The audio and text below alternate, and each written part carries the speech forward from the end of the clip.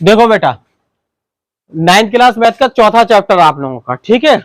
इस चौथे चैप्टर का नाम है दो चर वाले रैखिक समीकरण। इंग्लिश में बोलते हैं लीनियर इक्वेशंस इन टू वेरिएबल। और इसमें हम पहले इसका पूरा बेसिक कॉन्सेप्ट समझेंगे, इसका पूरा इंट्रोडक्शन समझेंगे, फिर जंप करेंगे हम एक्सरसाइज 4.1 पर, ठीक है। तो अभी हम लोगों ने पिछले चैप्टर में ये पढ़ा है कि जो चर पद होते हैं, कौन से पद होते हैं, वो एक्स वाई जेड इत्यादि के रूप में होते हैं, ठीक है। जैसे मान लीजिए हमने लिखा कहीं 2x, तो x क्या है, आपका चर पद है, और 2 आपका अचर पद है, ठीक है। तो ये कहलाते हैं चर पद।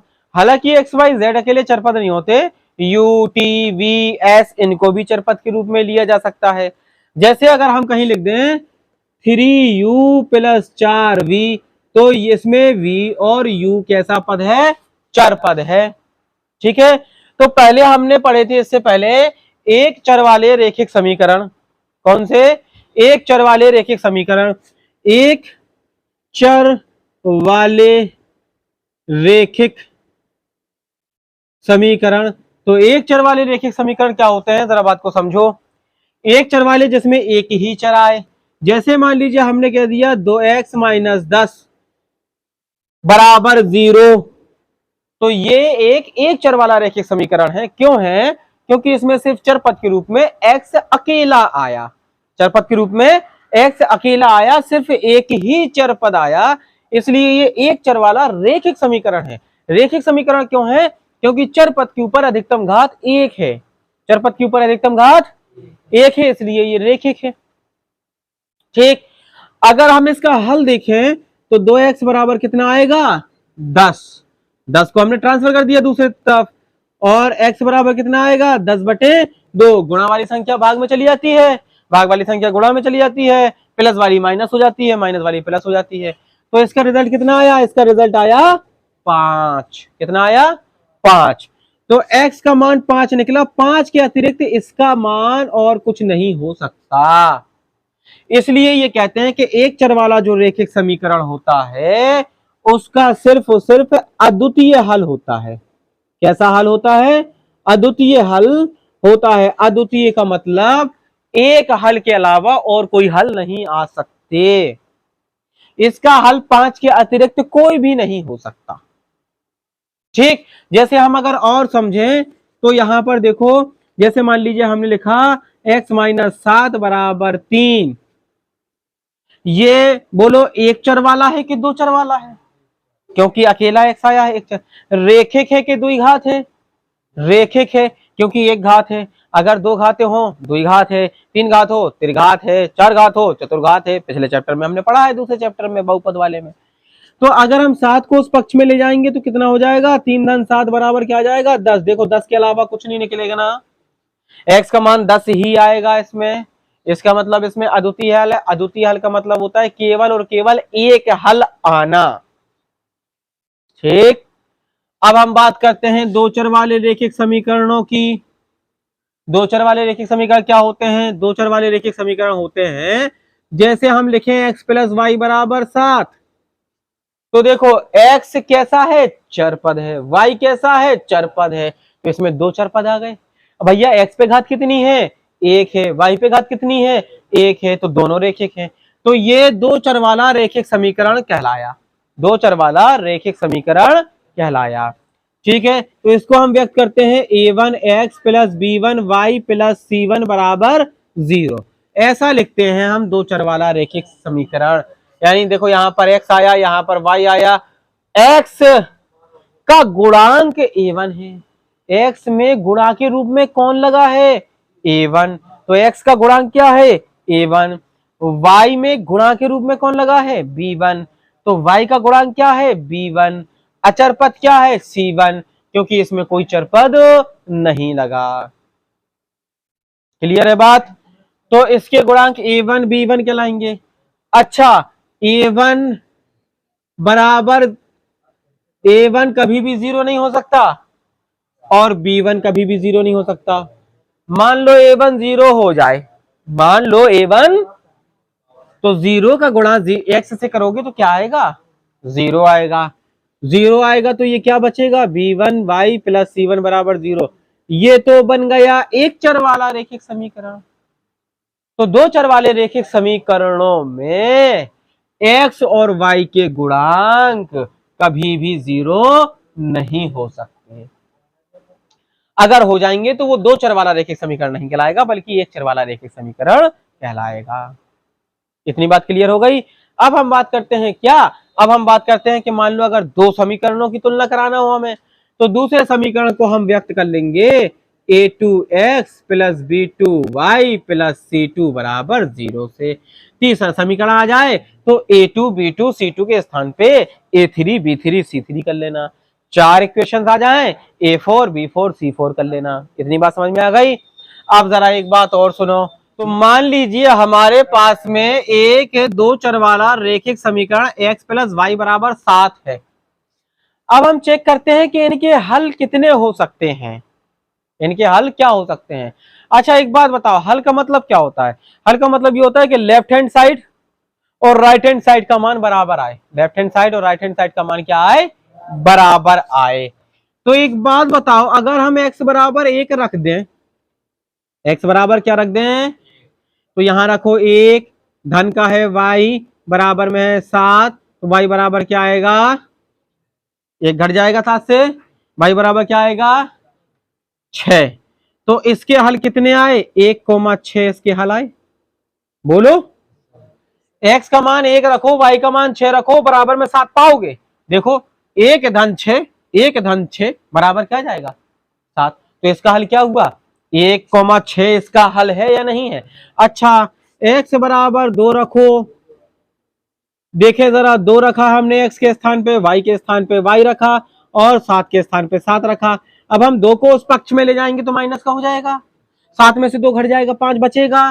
तो हल इसका कितना आया, हल इसका आया 2,7। अरे भैया ये भी हल है इसका, 1,6 भी इसका हल है। 2,7 रखेंगे, 2 रखेंगे, धन 7 रख, 2 धन 7 नहीं 5, 2,5 रखेंगे, 2 धन 5 हो जाएगा, बराबर में क्या जाएगा, ये भी इसका हल है।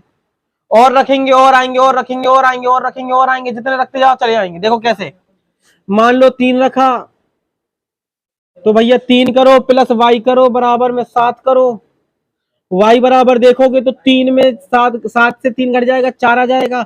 हल कितना निकला, x का मान 3 y का मान 4 निकला। लो फिर निकल आया हल। कहने का मतलब यह हुआ कि दो चर वाला रेखिक समीकरण के अनेक हल होते हैं, अपरिमित रूप से हल होते हैं, बहुत सारे हल होते हैं, अनंत हल होते हैं। इतने हल के निकाला जाओ मिलते जाएंगे, निकालते जाओ मिलते जाएंगे, निकालते जाओ मिलते जाएंगे। एक्स का जो भी मान रखोगे वाई का फिर कोई नया माना जाएगा, फिर एक्स का कोई मान रखोगे वाई का फिर कोई नया माना जाएगा। देखो एक्स बराबर 0 रखा, कितना रखा 0, धन वाई बराबर 7 किया, वाई बराबर क्या आ गया 7, हल कितना निकल आया 0,7। लो फिर से एक नया हल निकल आया। तो किसी रेखिक समीकरण को हल करने के लिए एक बार x बराबर 0 रख दिया करो तो y का माना जाएगा, y बराबर 0 रख दिया करो तो x का माना जाएगा। ये सबसे सरल तरीका है हल करने का। ठीक है, आ गई पूरी बात समझ में कि दो चर वाले रेखिक समीकरण क्या होते हैं, आपको समझ में आ गया होगा, जिसमें दो चर होते हैं। ठीक है, इनका पैटर्न कुछ भी हो सकता है। जैसे मान लीजिए हम ऐसा लिख दें 5u प्लस 7v बराबर 13, ये भी दो चर वाला रेखिक समीकरण, इसमें u v दो चर आ गए हैं और एक एक घात है। या हम कह दें 0.2x माइनस 5z बराबर 7, ये भी दो चर वाला रेखिक समीकरण है। क्यों, क्योंकि x और z पर एक एक घात आई है और दो चर आए हैं x और z के रूप में। इतनी बात पूरी क्लियर हो गई ना, किसी को कोई डाउट नहीं, कोई डाउट। ठीक है, अच्छा अब जरा हम एक ये देखो बेटा, दो चर वाला रेखिक समीकरण एक रेखा होती है। क्या होती है, रेखा होती है। यहां लिखेंगे दो चर वाला एक समीकरण एक रेखा होती है। जरा हम चेक करें रेखा कैसे होती है, देखें तो हम रेखा होती भी है कि नहीं। चलो भाई, तो हमने क्या लिया, चलो हमने x प्लस वाई बराबर 7 लिया और हमने कहा ये एक दो चर वाला रेखिक समीकरण है। बोलो है या नहीं है। x y दो चर आ गए, एक एक घाते हैं, रेखिक समीकरण हो गया।